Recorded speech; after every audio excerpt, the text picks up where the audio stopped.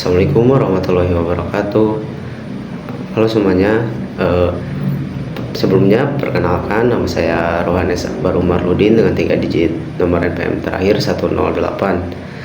Pada kesempatan kali ini saya akan membahas soal UTS mata kuliah kepramukaan yang diampu oleh Bapak Dr. Andes Dedi Nurjamil, Magister Pendidikan. Baik, untuk itu kita langsung saja ke pembahasan soalnya. Untuk soal yang pertama di sini ada dalam konteks kepramukaan, jelaskan pengertian dan konsep pembagian kelompok. Berikan contoh implementasi pembagian kelompok dalam kegiatan kepramukaan. Bagaimana pemahaman Anda terhadap pentingnya pembagian kelompok dalam gerakan pramuka? Berikan argumen yang mendukung pendapat saudara.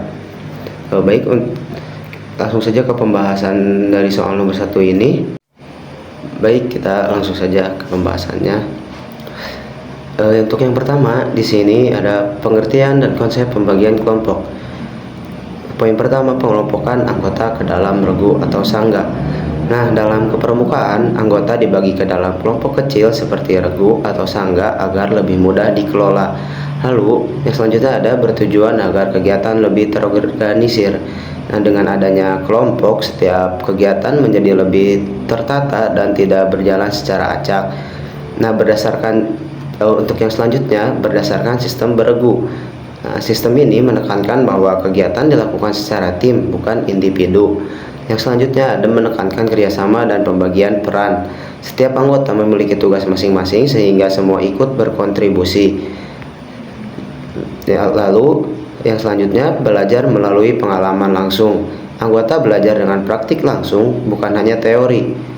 Untuk yang selanjutnya ada implementasi dan pentingnya. Yang pertama ada contoh perkemahan, tenda, memasak, lomba. Dalam perkemahan, setiap regu memiliki tugas seperti mendirikan tenda atau mengikuti lomba bersama. Yang selanjutnya ada meningkatkan keaktifan anggota. Dalam kelompok kecil, setiap anggota lebih terdorong untuk ikut berpartisipasi. Yang selanjutnya ada melatih kepemimpinan dan tanggung jawab. Anggota belajar memimpin dan bertanggung jawab terhadap tugas kelompok. Yang selanjutnya ada menumbuhkan kerjasama. Kegiatan kelompok melatih kekompakan dan saling membantu. Yang selanjutnya ada membuat kegiatan efektif dan membentuk karakter. Pembagian kelompok menjadikan kegiatan lebih efisien sekaligus membentuk sikap disiplin dan tanggung jawab. Nah, mungkin cukup sekian pembahasan dari soal nomor 1. Kita akan lanjut ke soal berikutnya.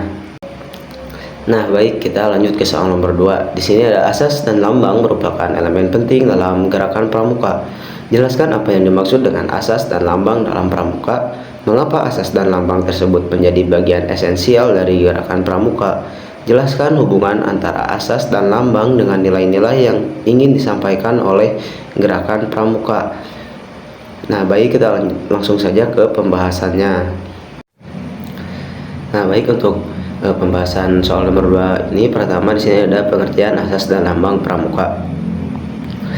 Nah, poin pertama, asas pramuka atau dasar gerakan pramuka. Asas pramuka adalah prinsip dasar yang menjadi landasan dalam seluruh kegiatan kepramukaan, yaitu berpedoman pada nilai-nilai seperti Pancasila dan Kode Kehormatan Pramuka. Yang selanjutnya ada lambang pramuka atau identitas gerakan pramuka. Lambang pramuka merupakan tunas kelapa yang melambangkan kehidupan, ketahanan, dan kemampuan beradaptasi dalam berbagai kondisi. Yang selanjutnya ada makna simbolis dalam lambang. Setiap bagian dari lambang memiliki arti, seperti tunas kelapa yang dapat tumbuh di mana saja, melambangkan pramuka yang tangguh dan bermanfaat. Nah, baik, lanjut ke pembahasan berikutnya. Di sini ada pentingnya dan hubungan dengan nilai. Yang pertama ada menjadi pedoman sikap dan perilaku. Asas pramuka membimbing anggota dalam bertindak sesuai nilai moral dan karakter yang baik. Selanjutnya ada sebagai identitas dan pemersatu. Lambang pramuka menjadi simbol yang menyatukan seluruh anggota dan membedakan dari organisasi lain. Yang selanjutnya ada menyampaikan nilai-nilai kepramukaan. Asas dan lambang sama-sama mengandung nilai seperti disiplin, tanggung jawab, kerjasama, dan cinta tanah air. Yang selanjutnya ada hubungan asas dan lambang. Asas memberikan dasar nilai, sedangkan lambang menjadi representasi visual dari nilai tersebut sehingga mudah dipahami dan diingat. Nah, untuk pembahasan nomor 2 ini mungkin sampai sini. Kita lanjut ke pembahasan soal berikutnya. Nah, baik, untuk pembahasan soal berikutnya yaitu soal nomor 3. Di sini ada fungsi dan peranan kepramukaan dalam pendidikan bangsa memiliki dampak yang signifikan. Jelaskan apa saja fungsi dan peranan kepramukaan dalam proses pendidikan bangsa. Berikan argumen dan saran mengenai bagaimana meningkatkan peran kepramukaan dalam pendidikan di era digital saat ini. Nah, baik, kita lanjut ke pembahasannya. Nah, pembahasan soal nomor 3 ini yang pertama ada fungsi dan peranan kepramukaan. Pertama, sebagai pendidikan karakter. Kepramukaan berfungsi membentuk karakter seperti disiplin, tanggung jawab, dan kejujuran melalui kegiatan nyata. Selanjutnya ada mengembangkan keterampilan hidup atau life skills. Anggota dilatih keterampilan seperti kerjasama, kepemimpinan, dan kemandirian. Nah, berikutnya menanamkan nilai kebangsaan. Pramuka menumbuhkan rasa cinta tanah air, persatuan, dan semangat kebangsaan. Yang selanjutnya ada sebagai pelengkap pendidikan formal. Kepramukaan mendukung pembelajaran di sekolah dengan pengalaman praktik di lapangan. Nah, pembahasan selanjutnya ini ada argumen dan saran di era digital. Pertama, tetap relevan di era digital. Nilai karakter seperti disiplin dan tanggung jawab justru semakin dibutuhkan di tengah perkembangan teknologi. Yang selanjutnya ada pemanfaatan teknologi dalam kegiatan pramuka. Kegiatan dapat dikombinasikan dengan media digital seperti aplikasi pembelajaran atau video edukasi. Yang selanjutnya ada inovasi metode kegiatan. Kegiatan pramuka perlu dikemas lebih menarik dan interaktif agar sesuai dengan generasi digital. Yang selanjutnya ada peningkatan peran pembina.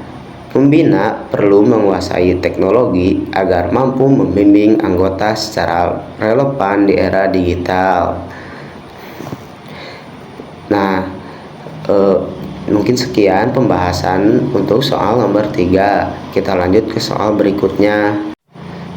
Nah, untuk pembahasan soal berikutnya yaitu soal nomor 4. Di sini ada prinsip dasar kepramukaan, metode kepramukaan, dan sistem Among merupakan fondasi utama dalam gerakan pramuka. Jelaskan secara detail mengenai prinsip dasar, metode, dan sistem Among kepramukaan. Berikan argumen dan saran terkait pentingnya memahami dan mengimplementasikan prinsip-prinsip tersebut dalam kegiatan kepramukaan. Baik, kita langsung saja ke pembahasannya. Untuk pembahasan nomor 4 ini, yang pertama ada prinsip dasar, metode, dan sistem Among. Prinsip dasar kepramukaan. Prinsip dasar merupakan landasan nilai pramuka seperti iman kepada Tuhan, kepedulian terhadap sesama, dan cinta alam. Yang selanjutnya ada metode kepramukaan. Metode kepramukaan adalah cara mendidik melalui sistem beregu, belajar sambil melakukan kegiatan di alam terbuka, dan pemberian tanda kecakapan. Untuk yang selanjutnya ada sistem Among. Sistem Among adalah cara pembinaan dengan prinsip ing ngarso sung tulodo ing madyo mangun karso tuturi handayani, yaitu pembina memberi teladan, membangun semangat, dan memberi dorongan. Nah, baik, untuk pembahasan yang selanjutnya di sini ada pentingnya dan implementasi. Yang pertama ada membentuk karakter dan kepribadian. Ketiga aspek ini membentuk sikap disiplin, tanggung jawab, dan kepemimpinan. Selanjutnya ada membuat kegiatan lebih terarah. Dengan prinsip dan metode yang jelas, kegiatan pramuka menjadi terstruktur dan bermakna. Yang selanjutnya ada tanpa penerapan argumen pentingnya penerapan. Tanpa penerapan yang baik, kegiatan pramuka hanya menjadi aktivitas biasa tanpa nilai pendidikan. Selanjutnya ada saran peningkatan implementasi. Perlu pelatihan bagi pembina, inovasi kegiatan, dan konsistensi dalam menerapkan prinsip kepramukaan. Mungkin untuk pembahasan soal nomor 4 ini sampai di sini. Kita lanjut ke pembahasan soal berikutnya. Nah, baik, di sini ada soal nomor 5 atau soal nomor terakhir. Organisasi Gerakan Pramuka memiliki struktur dan regulasi tertentu yang mengatur jalannya kegiatan. Jelaskan mengenai organisasi Gerakan Pramuka dan struktur organisasi yang ada di dalamnya. Apa itu ADART dan bagaimana pengaruhnya dalam pengalaman anggota Pramuka? Berikan argumen dan saran terkait pentingnya memahami ADART dalam konteks pengalaman anggota Gerakan Pramuka. Baik, kita langsung saja ke pembahasannya. Untuk pembahasan soal nomor 5 ini, pertama ada organisasi dan struktur Gerakan Pramuka. Pertama, organisasi Gerakan Pramuka. Gerakan Pramuka adalah organisasi pendidikan non-formal yang membina generasi muda melalui kegiatan kepramukaan. Selanjutnya ada struktur organisasi berjenjang. Struktur pramuka tersusun dari pusat hingga tingkat paling bawah agar kegiatan terkoordinasi dengan baik. Struktur organisasi pramuka. Untuk struktur organisasi pramuka itu terdiri dari kuartir nasional atau kuarnas, kuartir daerah atau kuarda, kuartir cabang atau kuarcap, kuartir ranting atau kuaran, dan gugus depan atau gudep sebagai pelaksana langsung kegiatan. Selanjutnya ada peran setiap tingkatan. Setiap tingkatan memiliki tugas dalam perencanaan, pembinaan, dan pelaksanaan kegiatan pramuka. Selanjutnya, pembahasan berikutnya ada ADART, pengaruh dan pentingnya. Pengertian ADART. ADART adalah aturan dasar yang mengatur tujuan, struktur, dan tata kerja organisasi pramuka. Lalu, pengaruh terhadap pengalaman anggota. ADART membuat kegiatan berjalan tertib, terarah, dan sesuai dengan nilai-nilai kepramukaan. Selanjutnya ada argumen pentingnya memahami ADART. Dengan memahami ADART, anggota mengetahui hak, kewajiban, serta lebih disiplin dalam berorganisasi. Selanjutnya ada saran peningkatan pemahaman. Perlu sosialisasi yang sederhana dan penerapan langsung dalam kegiatan agar anggota lebih mudah memahami. Untuk soal nomor 5 ini pembahasannya sudah selesai. Nah, mungkin pembahasan soal dari nomor 1 sampai nomor 5 ini sudah selesai semua. Bila ada kesalahan kata mohon dimaafkan. Terima kasih. Wassalamualaikum warahmatullahi wabarakatuh.